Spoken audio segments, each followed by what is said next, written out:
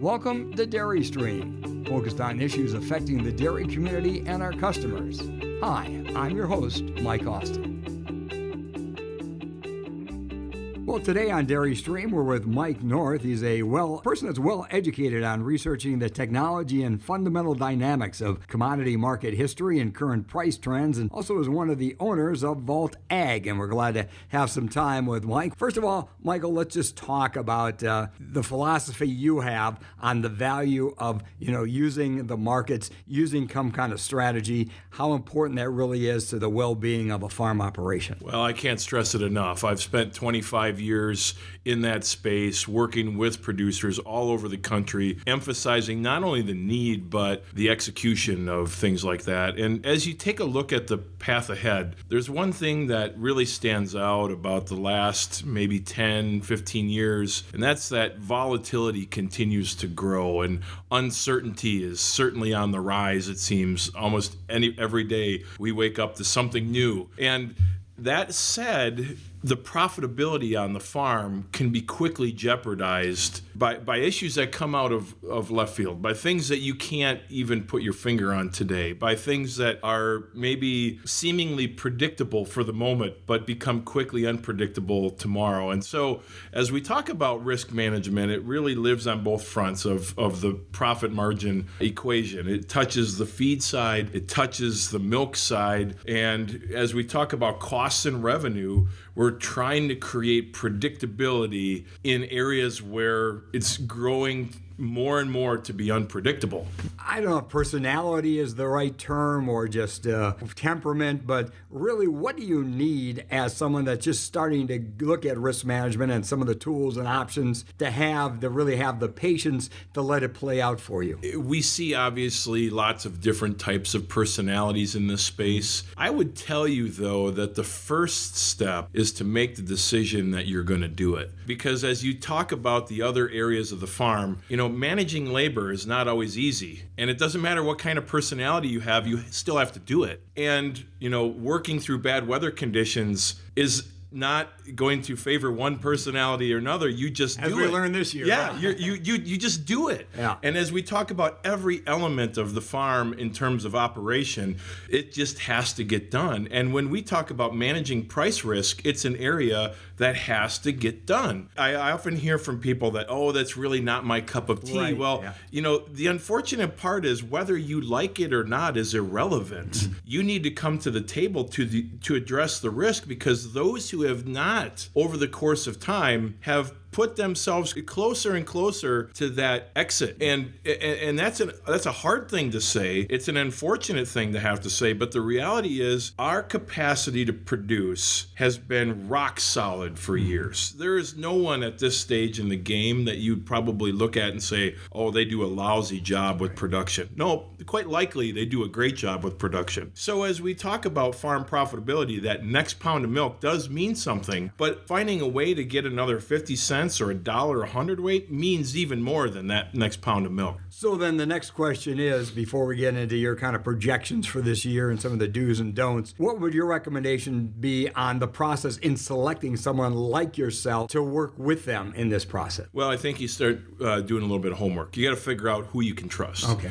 And trust is the big key word. It is, because it is still a financial element. Mm-hmm. And I will tell you that you don't pick a banker, you don't pick an accountant, you don't have people that are working with you in consulting roles without first kind of weeding them out, if you will, and finding something. Although I kind of like the sign of my bank, so that was one of the reasons. No, in all seriousness, yeah. Yeah, so, that really is, probably the first step. And I will say from our side, as I look at my own company, we've gone to great lengths to make sure that we had farm kids on our team that can talk the language, that understand what's going on, that know firsthand what this stuff looks like. And, I think that's incredibly valuable. We've invested into that in terms of our people quite heavily to make sure we had the right people out, because we know, as farm kids, and that's all of us in our office, as farm kids, we know that trust is something that doesn't come easy, but is certainly important to the conversation. And you realize that transparency is value too. Absolutely. And I've always tried in my years to just kind of call it the way I see it and sift through all the nonsense, tear out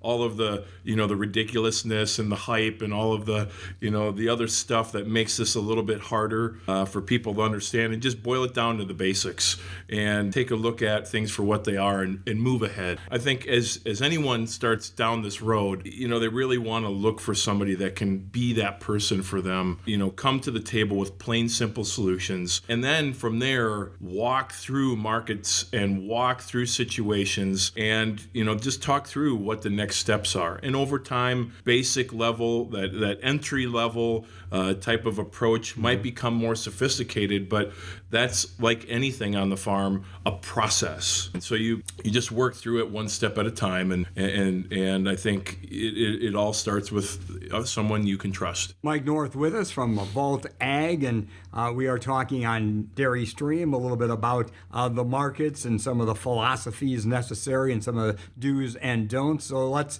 start with here in 2020. We ended 2019 as far as dairy was concerned, at least on an upswing price-wise, but with all the challenges with crops and feed quality and that, still there's a lot of people concerned out there. So what's kind of your viewpoint as you look out to the horizon for this calendar year? Well, certainly 2020 will come with its own set of challenges. Every year does. It sure does. It does appear that some of 2019's challenges are going to linger into 2020. There's still a lot of questions about feed quality, how that'll impact milk production. We still don't know what the spring is going to look like, but we walked into the fall, carried into winter, and now possibly into the spring, a lot of wet fields. Yeah. A lot of, field conditions that were less than favorable. We're going to have to deal with that again as we come into spring to some capacity. And certainly as we talk about the politics that are ongoing, some of the trade deals, those may be good, those may be bad. Some things we don't know yet. We recently inked a deal with China. Will we get past phase 2 to start taking away some of the tariffs that are still in place on dairy? Because we didn't solve that with phase 1. Right. Will we see broader participation in the global economy, or will the global economy start to, decline a little bit? That's certainly been a question mark, and it feels like we're maybe starting, now that we're on the other side of a trade deal with China, to be moving in a positive direction there. There's some great things out there, and I think the other thing to keep in mind is that we're coming into the year with relatively good milk prices. Yes, we are. And so one challenge that we have to consider is that we ourselves may create the next challenge in the fact that higher milk prices often will invite more milk production. And so as we talk about that and we look forward in time, that will be something that could impact us yet this year. Maybe it pushes us into 2021. There are certainly a lot of things to see yet. How will the drought in Australia move into the next season? How will New Zealand perform? They have been kind of right behind the curve of where they were last year, which was behind the curve of where they were the year before. Yes. So it seems that maybe they're slowing down a little bit. Europe is going through Brexit. It looks like we're going to see a clean break there. How will that translate into milk production, with Great Britain being one of their predominant producers? How does that, move world markets and global trade? These are all not yet answered. And so as we look forward, some of these challenges are on the radar. We know they exist to some degree. We just can't put our hand on the complete size and scope of what is possible in these things. So lots of things to consider, but this is why risk management is so important. You never fully know. And the problem is it's hard to manage after the fact. After the fact is the wrong time to ask the question. So you really have to be out in front. You have to be proactive. There's plenty of great tools out there. And so as we talk challenges, there's a plethora. But, as we look at challenges with an open mind, they're not that difficult to overcome. And we'll be right back with our Dairy Stream podcast after we hear from our sponsor. Hello, I'm Jordan Matthews from Rosie Lane Holsteins LLC in Wisconsin. If you are busy like me, you want a quicker way to get feed pricing and make a feed order with your local mills. Feed Time is a neutral platform that works with local feed mills so they can securely list feed pricing and make feed ordering easy. Feed Time is free for dairies and veteran-owned. You can learn more or sign up at www.feedtyme.com/dairy producer and tell your feed mill about Feed Time. Well, we're back with Mike North from Vault Ag, and we are talking about risk management. And I know before we took our break, I'm pretty familiar with many of the terms and issues you talk about. Even my head was spinning around. What about someone that's a novice in this, or just has not really been involved all that long? Do they have to basically keep up with all these kind of issues besides everything they're doing, or in a way, is that your job to make sure that you keep on touch and communicate with them what focus they need to have? Well, it's really a combination of the two, Mike. The reality is that we are going to do our job in terms of bringing next steps, considerations, strategies back to the discussion, and in an ongoing fashion. That's what we do. At the same time, it's very difficult for us to have a conversation with someone who's disengaged. Right. There has to be responsiveness and communication. It's always helpful as we talk with producers if they know where they're at in terms of costs and understand what their break-evens look like so that strategies actually yield profitability. It's difficult to put your finger on a good strategy if you don't know what it costs to produce milk. So these are conversations. We will need feedback, and so ongoing communication is important in that regard. Does that mean that the individual on the other side, the producer, needs to be sitting in front of a screen all day? Not even close.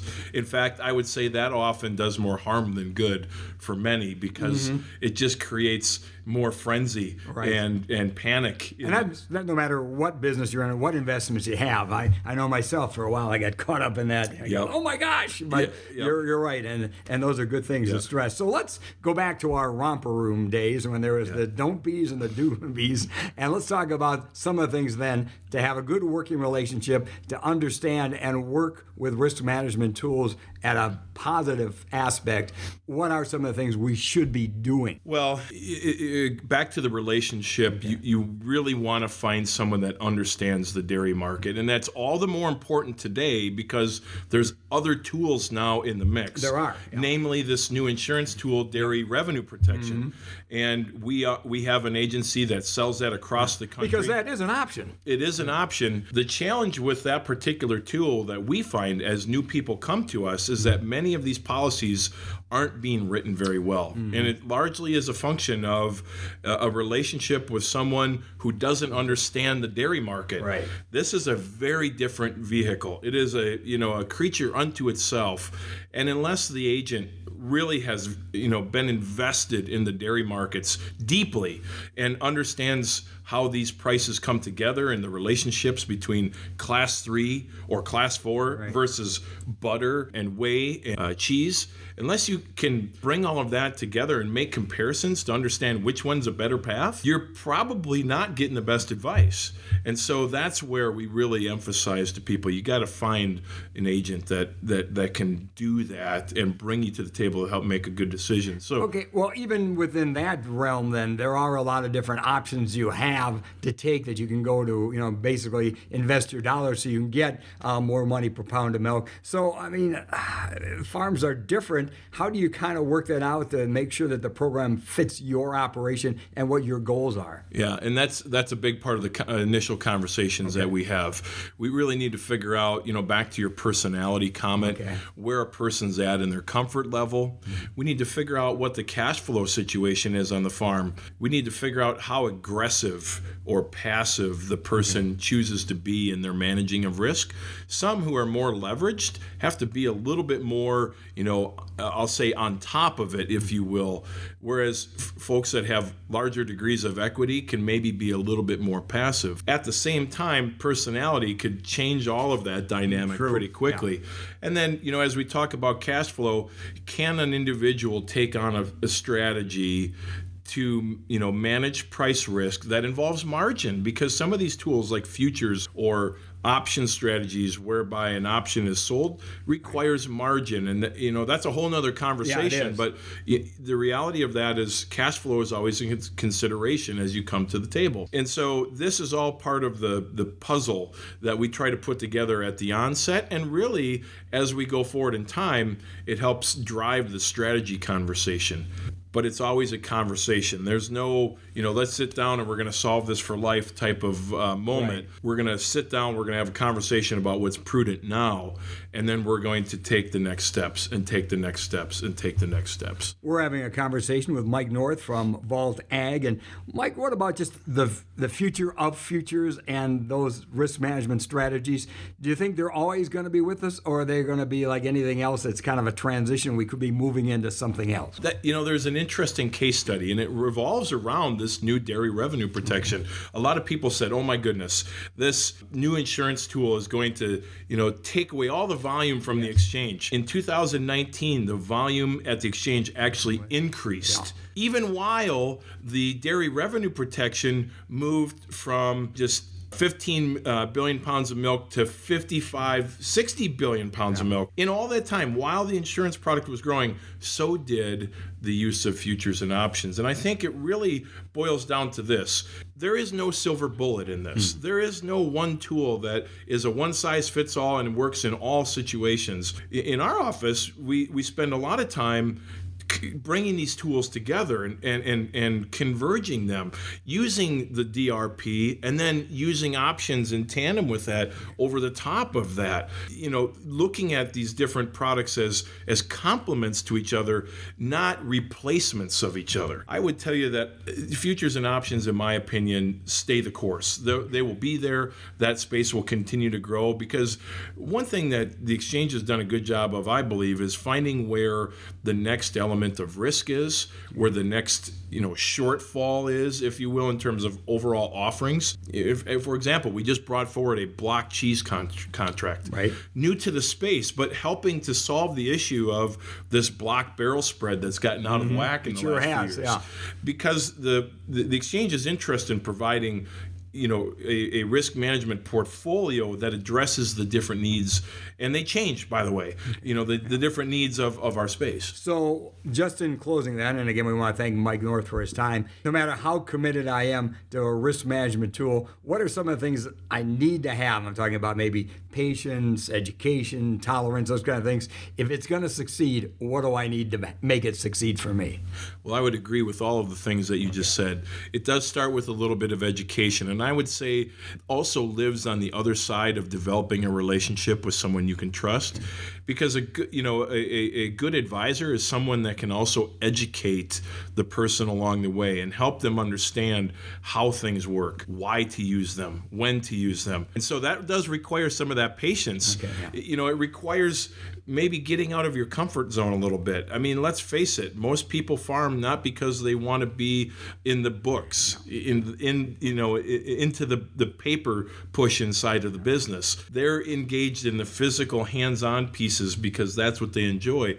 But it's going to require a little bit of stepping out of what you enjoy all the time to address some of these things that are crucial to the business operation of the farm. And that, I think, over time is really started to change. And just from your perspective, once again, do you see more people becoming open and willing to delve into risk management and see that really, if they want to move into what we see as the future of the dairy industry, that this has to be part of it? Yeah, and it's come by force and by choice. Okay. There are people that... Because it has been in a way by force. That's right. There have been people that have, gotten pushed up against the wall in so many respects that now they have to. Mm-hmm. There's others that have looked at all of this constant fluctuation and said, boy, I need to. And in both cases, there are good solutions. The reality of it is not all of us come to this with the same amount of zeal. We don't always come to the table with the same amount of desire to participate. But the reality of the market we live in, the volatility, the uncertainty, is that we all have to address it. We all have to manage risk, lest it takes us over. And that is the unfortunate thing. So, going forward, it's just a matter of, I think, identifying a good partner, someone you can trust, and getting good information from, a person that really has their head wrapped around the dairy market and knows that space well, because let's face it, it's a far different animal than other marketplaces. Specialized knowledge in a trusted relationship with good strategy carries a long way in this space. Good insights today. That is your Dairy Stream. We thank Mike North from Vault Ag. Hey, thanks for listening to Dairy Stream. We value your feedback, so let us know what you thought and what you'd like to hear by emailing us at podcast@dairyforward.com.